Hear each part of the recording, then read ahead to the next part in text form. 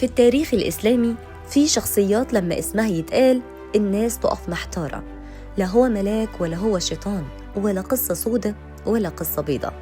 شخصية مرت بأخطر اختبار ممكن يمر بيه الإنسان: الإيمان، السكوت، التوبة، العودة الأقوى. شخصية كان كاتب وحي، وبعدين مرتد، وبعدين قائد أسطول بحري، وفاتح بلاد، ووالي مصر، وصاحب واحدة من أعظم الانتصارات البحرية في تاريخ الإسلام.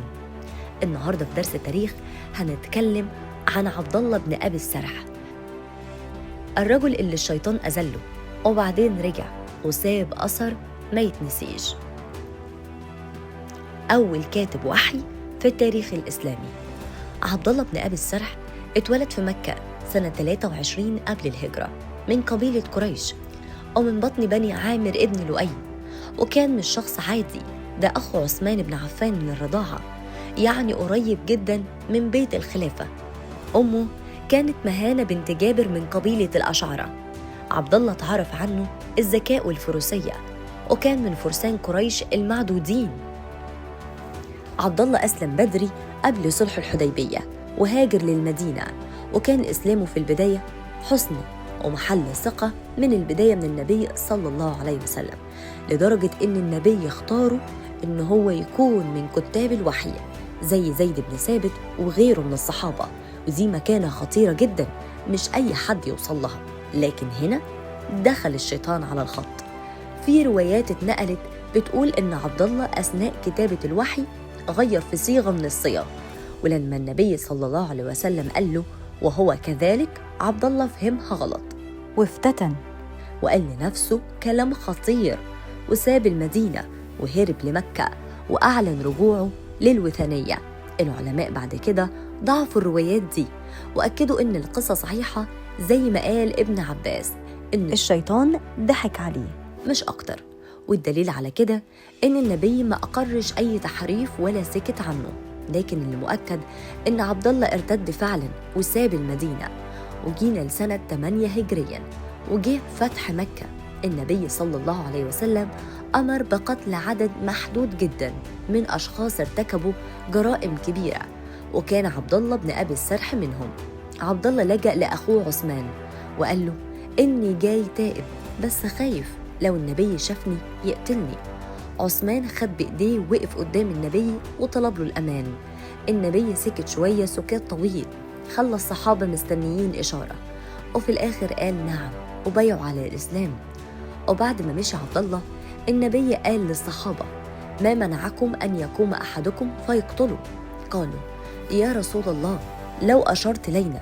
قال إن النبي لا ينبغي أن تكون له خائنة الأعين.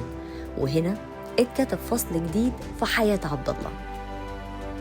عبد الله رجع الإسلام بس رجوع خجلان، كان بيتجنب النظر في عين النبي، لحد ما النبي قال الجملة العظيمة الإسلام يجب ما كان قبله. من اللحظة دي عبد الله اختفى من أي شبهة، ما شاركش في أي فتنة ولا خان ولا رجع للغلط. وبعد وفاة النبي عبد الله شارك في الفتوحات. عمر بن الخطاب ولاه على الصعيد، وبعدين عثمان بن عفان ولاه مصر كلها سنة 27 هجريا. ومن هنا بدأت أخطر مرحلة في حياته. عبد الله بن أبي السرح فتح إفريقيا ووصل لحد تونس، وفي عهده اتعمل أول أسطول بحري إسلامي قوي. وجات المعركة التاريخية ذات الصواري. أسطول الروم كان حوالي 1000 سفينة. عبد الله واجههم وحقق نصر بحري مرعب، وغرق مئات السفن البيزنطية. المؤرخين قالوا لم تقتل الروم مقتل مثلها، وده غير ميزان القوة في البحر المتوسط. وبعد مقتل عثمان عبد الله اعتزل السياسة تماماً ورفض يدخل في أي صراع، راح عسقلان وعاش عابد زاهد. وفي ليلة وفاته كان بيقول أصبحتم، ولما جه الفجر قال اللهم اجعل خاتمة عملي صلاة الفجر. اتوضى وصلى وسلم على يمينه، ولما جه يسلم على شماله روحه طلعت.